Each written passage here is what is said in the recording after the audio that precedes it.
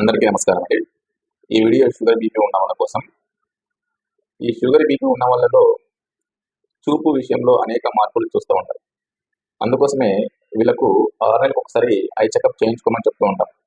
ఎందుకు ఇలా చెప్తామనంటే బీపీ ఉన్న వాళ్ళలో ఒకేసారి బీపీ డౌన్ అయిపోవడం లేదా ఐ అయిపోవడం జరుగుతుంది.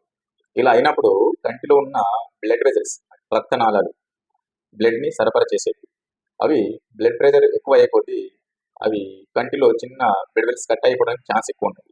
ఆ కట్ అయిపోయినప్పుడు చూపులో మార్పులు చూస్తాం. ఒకేసారి చూపు డౌన్ అయిపోవడం, చూపు మొబ్బుగా కమ్ముకున్నట్టు అనిపించడం, కళ్ళు తిరగనట్టు అనిపించడం, సడన్గా విజన్ లాస్ అనేది చూస్తూ ఉంటాం.